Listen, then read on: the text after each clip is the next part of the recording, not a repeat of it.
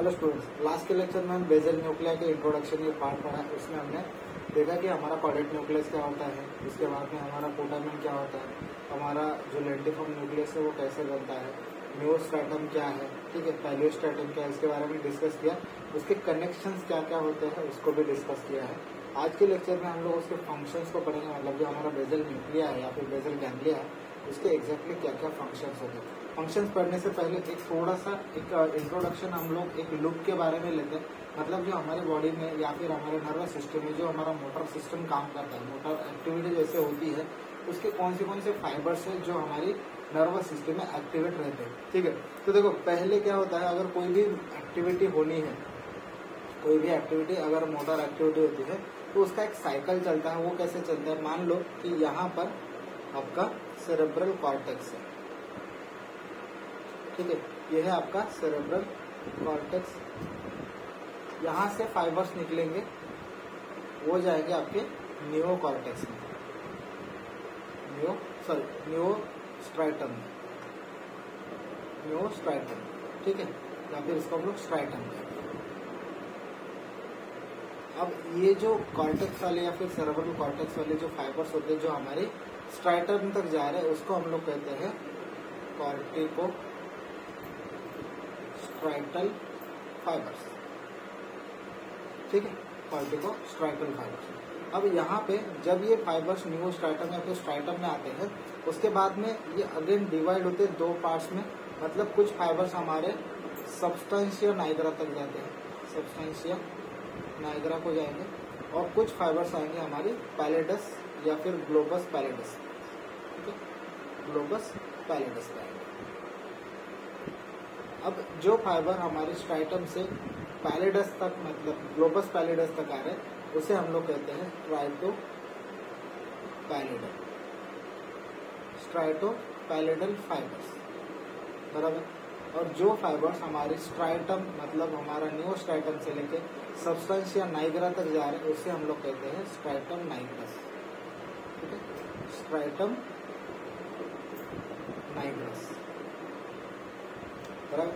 अब substantia Niagara और globus पैलेडस यहाँ से फाइबर्स आके हमारे थैलामस में अटैच होते हैं, ठीक है, हमारी थैलामस में अटैच होते हैं। और ये जो फाइबर्स होते हैं उन्हें क्या कहते हैं हम लोग, जो हमारा ग्लोबस पैलेडस से थैलामस तक आ रहा है, पैलेडोथैलेमिक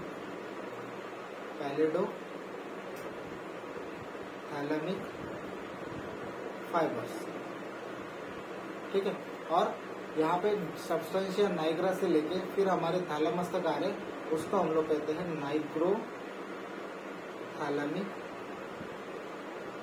नाइग्रोथैलेमिक फाइबर्स, ठीक है। और फिर अगेन ये जो थैलामस वाले जो फाइबर्स है फिर हमारी मोटर एक्टिविटी को अगेन हमारे सेरेब्रल कॉर्टेक्स तक पहुंचाते हैं।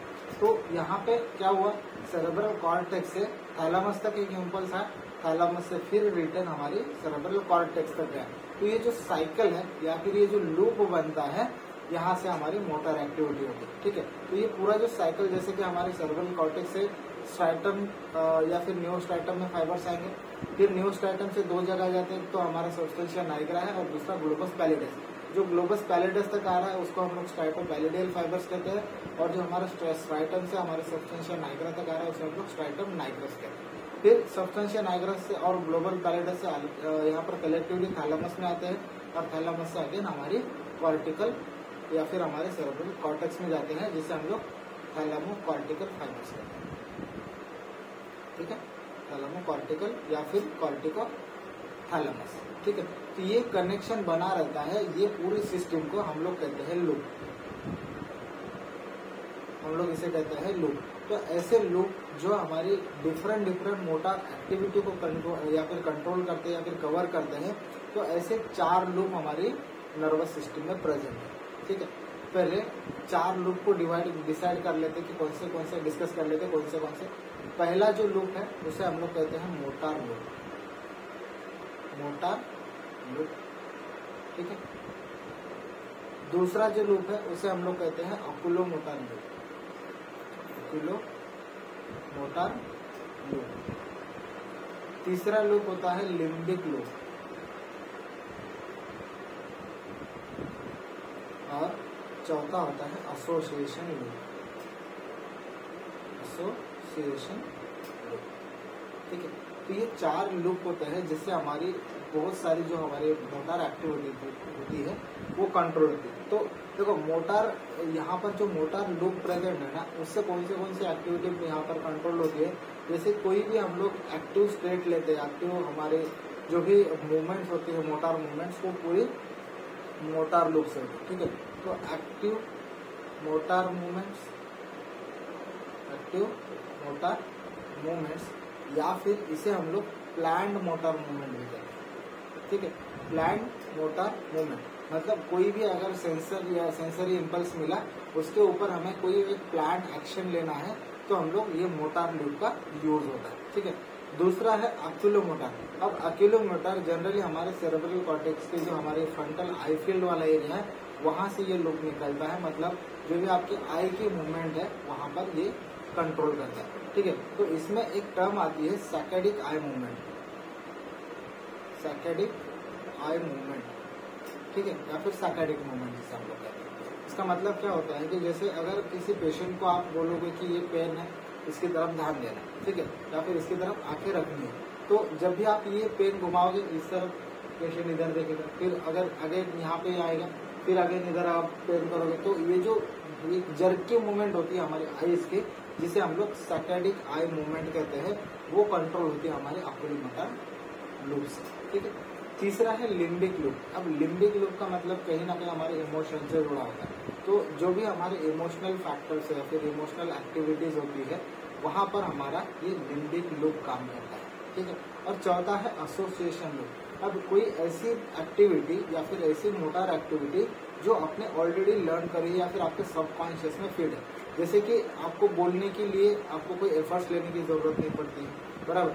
अब अगर आप कोई एक्शन करते हो ऐसे कि जो आप रोज करते हो, जैसे कि ब्रशिंग करना है, ठीक है, खाना खाना है, या फिर और भी कोई ऐसी एक्टिविटी जो ऑलरेडी तुम्हारे सबकॉन्शियस में फिट है, मोटरसाइकिल चलाना, अगर आप कंटिन्यूसली मोटरसाइकिल चलाते हो, जो स्टार्टिंग वाला फेज होता है जब आप लर्निंग करते हो या फिर मोटरसाइकिल चलाना सीखते हो, उस समय पे आपको गियर शिफ्टिंग करना, क्लच दबाना, ब्रेक कंट्रोल करना, ये सारी चीज थोड़ी डिफिकल्ट लगती है। लेकिन जब आप इसको रेगुलरली करते हो तो वो चीज आपके लिए बहुत इजी बन जाती है, क्योंकि आपके सबकॉन्शियस में एक ऐसा डाटा फीड होता है जिसकी वजह से वो मूवमेंट अपने आप हो जाती है। अगर आप ब्रेक दबा रहे हो तो ब्रेक दबाना, अगर कोई सामने कोई पर्सन आया फिर ऐसे कुछ चीज आई जहाँ पे आपको ब्रेक दबाना है, वो अपने आप दबेगा।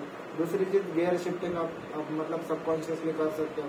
तो ये सारी चीजें आपकी एसोसिएशन लूप से कंट्रोल होती है। ठीक है, तो ये 4 लूप आपको ध्यान में रखना है कि जो आपका साइकिल बनता है आपके थैलेमस से फिर आपके सेरेब्रल कॉर्टेक्स तक वापस, जहाँ पे आपकी बेसल न्यूक्लिया भी एक इम्पोर्टेंट रोल प्ले करती है। ठीक है, तो ये 4 लूप आपको ध्यान रखने हैं। अब थोड़ा सा डीपली फंक्शंस को यहाँ पर इलाबोरेट करते हैं। जैसे कि आपकी रेगुलर मसल टोन होती है, ये हमारा जो फंक्शन है हमारी बेसल न्यूक्लिया का, इसमें आपके जो मसल टोन होते हैं वो रेगुलेट होते हैं। मतलब इसका मतलब ऐसा है कि जो भी आप मोटर एक्टिविटी कर रहे हो, ठीक है, कोई भी मोटर एक्टिविटी कर रहे हो, जैसे वॉकिंग टॉकिंग जो भी है, वो पूरी मोटर एक्टिविटी को रेगुलेट करने का या फिर उसके बाद जो मसल टोन मेंटेन करना होता है उसको रेगुलेट करना होता है, ये आपकी बेसल न्यूक्लिया से आता है। क्योंकि एक चीज हमने देखी थी जहाँ पे आपका सेरेब्रम और हमारा बेसल न्यूक्लिया और अगेन हमारा सेरेब्रल कॉर्टेक्स, इन तीनों के कोऑर्डिनेशन से हमारी मसल एक्टिविटी हो रही है, बराबर।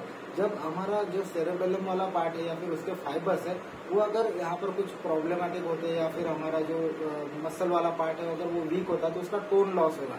तो जो मसल टोन है वो मेंटेन करने का फिर रेगुलेट करने का काम आपका बेसल न्यूक्लिया करता है। ठीक है, दूसरा है कंट्रोल ऑटोमेटिक एसोसिएटेड मूवमेंट। अब ये एसोसिएटेड मूवमेंट मतलब क्या है, जब भी आप मान लो वॉकिंग कर रहे हो, ठीक है, जब भी आप वॉकिंग कर रहे हो तो आपको बोलने की जरूरत नहीं पड़ती कि आपके जो हैंड की मूवमेंट है वो करो, वो अपने आप हो जाती है। ठीक है, और ऐसे कितनी अनगिनत हमारी जो एक्टिविटीज होती है जो ऑटोमेटिक होती है अगर हम लोग कुछ करते हैं। जैसे कि हम लोग खाना अगर खाते हैं तो ऑब्वियसली हम लोग जब भी हम लोग कुछ फूड हमारे हाथ में लेते हैं तो हमारा हाथ हमारे मुंह तक आता है, वो हमारे कान तक नहीं जाएगा, हमारे नाक तक नहीं जाएगा, बराबर, नाक तक नहीं जाएगा, वो सिर्फ हमारे मुंह तक आता है। वो एक एक्टिविटी ऐसी होती है जो हमारे सबकॉन्शियसली फीड होती है। ठीक है, तो ऑटोमेटिक एक्टिविटी और उसके साथ साथ एसोसिएटेड मूवमेंट्स भी हमारा बेसल न्यूक्लिया यहाँ पर कंट्रोल करता है। ठीक है, और तीसरा फंक्शन है it control the extra pyramidal activity of the body. अब एक्स्ट्रा पिरामिडल एक्टिविटी मतलब जो हमारी अनकॉन्शियसली, ठीक है, अनकॉन्शियसली जो एक्टिविटीज होती है, अनकॉन्शियसली वो एक्टिविटी हमारी एक्स्ट्रा पिरामिडल कहलाती है। ठीक है, पिरामिडल मतलब जिसपे आपका मोस्टली कंट्रोल होता है, जो आप अपने खुद के मन से कर रहे हो, वो हम लोग पिरामिडल एक्टिविटीज में कंसिडर करते हैं, जो कि एक डायरेक्ट एक्शन होती है। ठीक है, दो हमारे पाथवेज होते हैं, डायरेक्ट पाथवे होता है कि इनडायरेक्ट पाथवे, हम लोग असेंडिंग और डिसेंडिंग ट्रैक में इसको डिटेल में पढ़ने वाले हैं। लेकिन यहाँ पर हमें यहाँ पे एक चीज याद रखनी कि जो पिरामिडल होती है एक्टिविटीज वो आपके ऑलमोस्ट कंट्रोल में होती है, और जो एक्स्ट्रा पिरामिडल होती है वो आपके थोड़ा सा कंट्रोल के बाहर होते हैं, फिर इनवॉलंटरी मूवमेंट जिसको हम लोग कह सकते हैं। ठीक है, अनकॉन्शियसली या फिर इनवॉलंटरी मूवमेंट जो होती है आपकी, उसे हम लोग एक्स्ट्रा पिरामिडल एक्टिविटी करते हैं, या फिर एक्स्ट्रा पिरामिडल एक्टिविटी आईपीई इसको हम लोग कह सकते हैं। तो ये जो एक्टिविटी होती है यहाँ पर, वो भी कंट्रोल करने का काम आपका बेसल न्यूक्लिया करता है। ठीक है, चौथी है cognitive functions of the brain. अब कॉग्निटिव फंक्शंस मतलब आपका जो लर्निंग है, ठीक है, लर्निंग है, मेमोरी है, और कोई भी एक्टिव फंक्शन जो आप कर रहे हो वो पूरे कॉग्निटिव फंक्शंस होते हैं, जिसके लिए आपको बेसल न्यूक्लिया की हेल्प लगती है। इसका मतलब ये भी इसका एक मेन फंक्शन होता है। ठीक है, फिफ्थ फंक्शन क्या है, execution of learn pattern of the movement subconsciously. अब यहाँ पे एक चीज फिर से रिपीट भी हो सकती है, ये जैसे कि ऑटोमेटिक एसोसिएटेड मूवमेंट। सेम यहाँ पर जो पैटर्न्स आपने ऑलरेडी लर्न किए, जैसे कि मैंने एक मोटरसाइकिल का एग्जाम्पल दिया। ठीक है, तो मोटरसाइकिल के एग्जाम्पल में क्या हुआ कि आपकी सबकॉन्शियस माइंड में कुछ ऐसे डाटा फीड है जहाँ पे आपकी जो मूवमेंट हो रही है वो अपने आप होगी, मतलब आपको उसके लिए कॉन्शियस एफर्ट लगाने की जरूरत नहीं पड़ती है। ऐसे पूरे लर्न पैटर्न जो होते हैं मूवमेंट्स के, वो पूरे एग्जीक्यूट करने का काम उनका बेसल न्यूक्लिया का। ठीक है, सिक्स नंबर हमारा फंक्शन आता है planning and execution and control of movements. ठीक है, प्लानिंग भी करेगा, एग्जीक्यूशन भी करेगा और उस पर कंट्रोल भी करेगा, लेकिन ये पूरे काम जो है, ये जो पूरे फंक्शन है, ये पूरे कोलैबोरेशन में होगा। ठीक है, ऐसा नहीं है कि सिर्फ हमारा बेसल न्यूक्लिया ही अकेला काम कर रहा है, इसके साथ आपके बाकी के जो हमारे फाइबर्स है, बाकी के जो हमारे पार्ट्स है ब्रेन के, वो भी कोऑर्डिनेट करते हैं, वो भी यहाँ पर अक्यूमुलेट होकर पूरे फंक्शंस को एग्जीक्यूट करते हैं, फिर हमारे मोटर एक्टिविटी को एग्जीक्यूट करते हैं। ये पूरा हमारा बेसल न्यूक्लिया का यहाँ पर एक्सप्लेनेशन और इसका फंक्शन का एक्सप्लेनेशन। ठीक है, आगे के लेक्चर में हम लोग इंटरनल कैप्सूल को डिस्कस करेंगे। इंटरनल कैप्सूल डिस्कस करने के बाद हम लोग अगर होता है तो हमारा वेंट्रिकल का पार्ट पहले हम लोग खत्म कर देंगे, या फिर सीएसएफ का पार्ट, जब तब हमारा ये फोर ब्रेन वाला पार्ट कंप्लीट हो जाएगा। फिर हम लोग मिड ब्रेन पे जंप करेंगे, मिड ब्रेन के बाद फिर हमारा हाइड ब्रेन हम लोग डिस्कस करेंगे। ठीक है, थैंक